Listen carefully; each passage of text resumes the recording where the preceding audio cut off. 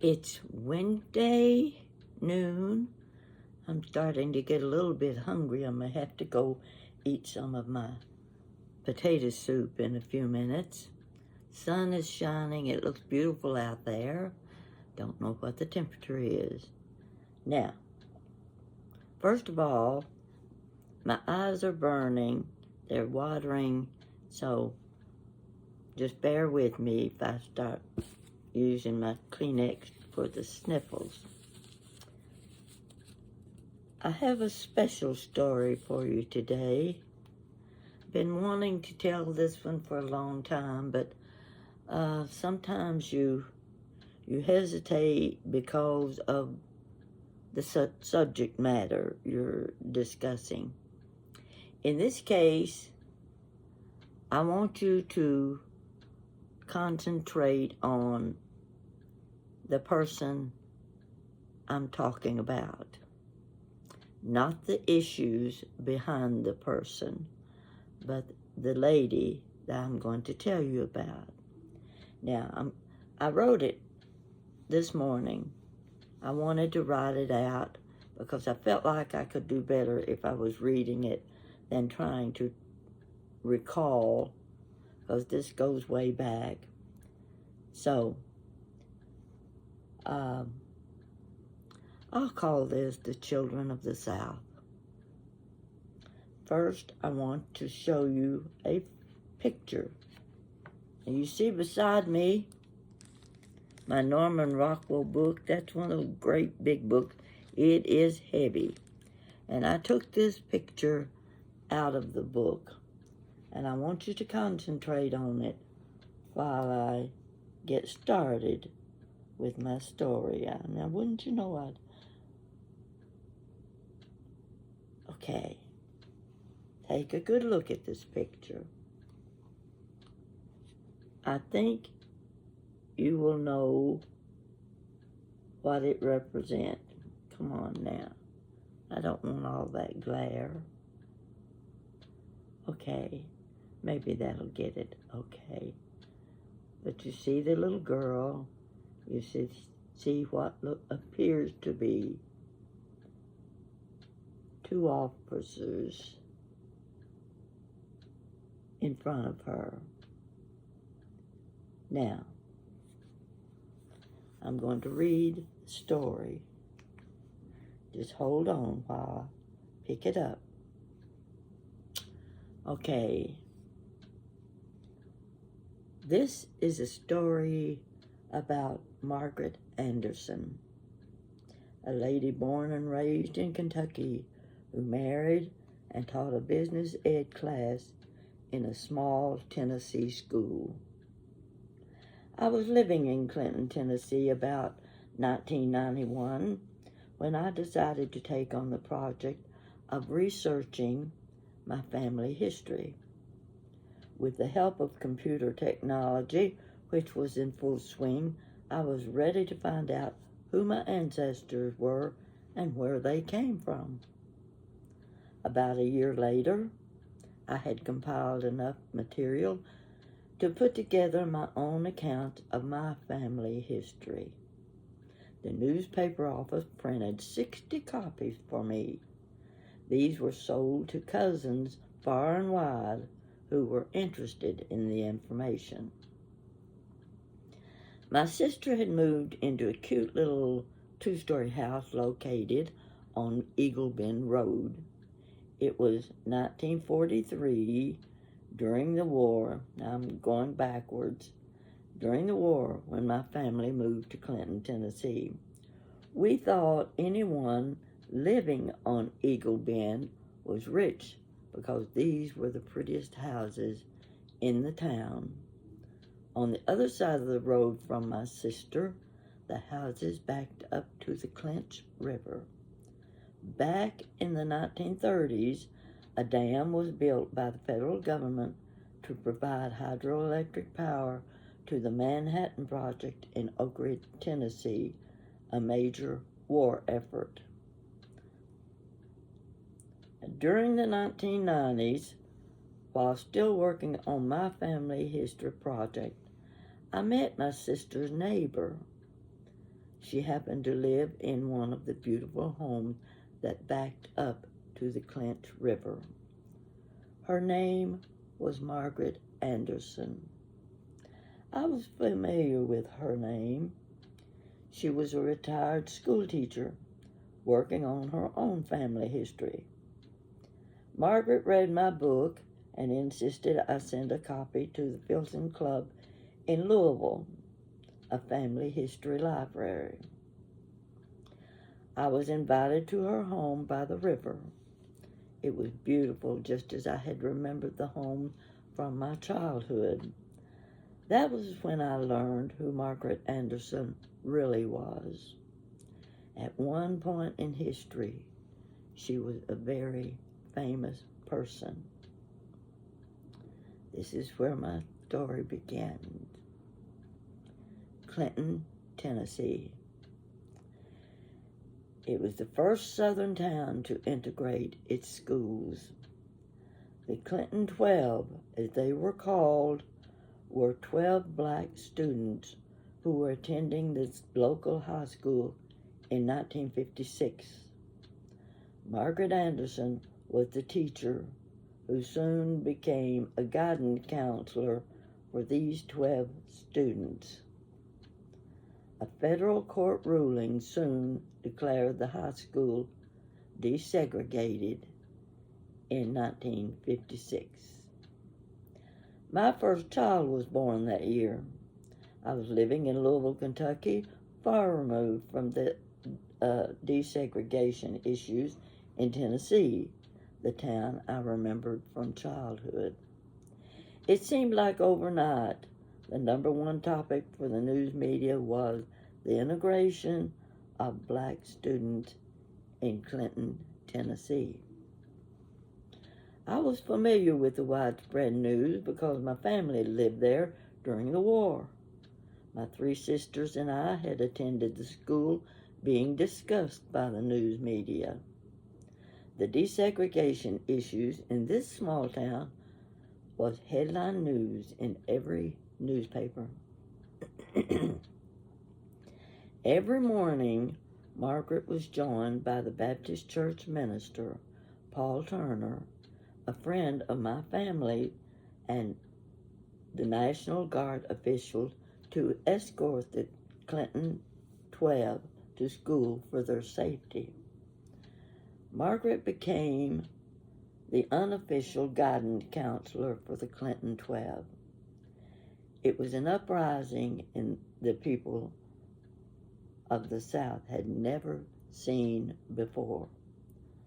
There were many riots. For 8 years following the uprising, Margaret wrote articles for the New York Times. In 1966, she published her book entitled Children of the South. She became a very famous author, appearing on television shows like The Today Show and Good Morning America. It was 30 years ago when I crossed paths with this very humble and gentle lady living down by the river, continuing her research and writing. She was kind and very encouraging to me. She thought I was a good writer and had a story to tell. Margaret is a famous lady of American history, one to be honored and recognized. She passed away in 2008 at the age of 90. That's where I ended my story. But you see, I felt close to the story because of living in that small town as a child during the war. The war was bad enough, but when you came years later and you got into the desegregation issues, everybody knows all about that. But I keep thinking about Margaret and the role she played in seeing that these young black students got their education and got to integrate the white school. You saw that picture of the little girl in white from Norman Rockwell's large book of his paintings. That the fold out in that book, that folds way out, showing the National Guard officers in front of this little girl and behind her. That in itself is a story of Clinton, Tennessee in 1956. I think you will appreciate what I'm telling you. And you know, I never dreamed I would meet someone like her, Margaret. I never dreamed what an impact she had on the people in that small town and on all of the students of that high school. When I was living there, I passed that high school every day going to work. There were two buildings. There was the elementary school, and the high school was on down the block from the elementary school. And somehow, when I would look at that building, I couldn't help but think of Margaret, the role she played in 12 young students, and to think she ended up on the Today Show, Good Morning America, and she became my friend. She influenced me with my writing. She said, "You've got to send your book to the Filson Club." Well, I have to say I never did get around to that.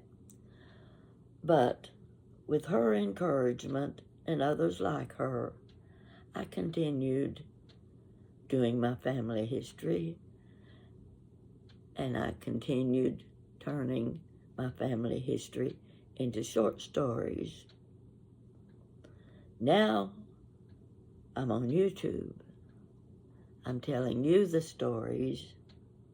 I put them in books. I'm doing pretty good. I feel good about it. And I appreciate all the support that you people have given me. I'm one of those that low on self-confidence. Never sure I can do, I don't think I can do that. No, I can't do that. But you have said so many kind things and have made me feel so good about my writing that I continue. And I will continue as long as I've got a story to tell. You compliment me about my wardrobe. These are just things you buy at Dillard, Goodwill, wherever you find them. My pretty glasses. I sort of like my glasses too. I think I look better with them on than I do off. And I want to tell you a little secret about the two short stories I just told you. The one about the push mower and the other one about Blanche on the Queen Elizabeth II. Those were short stories I videoed about 6 years ago. So that's why my hair looked different, my face looked different, and the clothes I was wearing. Well, I've still got those pretty tops. I wear them once in a while too. But I wanted you to know that's not me last week or last month. That's me 6 years ago. So now you can go back, and I know you will, you'll examine me in those two videos to see how much difference there is 6 years ago and today. Let me know what you think. And I hope you've enjoyed this story. It wasn't an easy one to tell because people have issues with, even today, about segregation. But I wanted this story to be about Margaret, a kind, good lady that spent her life teaching young people, being a role model for them. She's gone now, but I'm glad I'm one of the people that got to meet her. So I could say you can go on the internet and order the book, Children of the South, but it's a rare book to find. That I do know. But you can also go on the internet and put in Margaret Anderson's name or the title of the book, and you can read up on things that I haven't told you and make your own conclusions about my story. So thank you for watching, and I'll be waiting to hear from you. Thank you.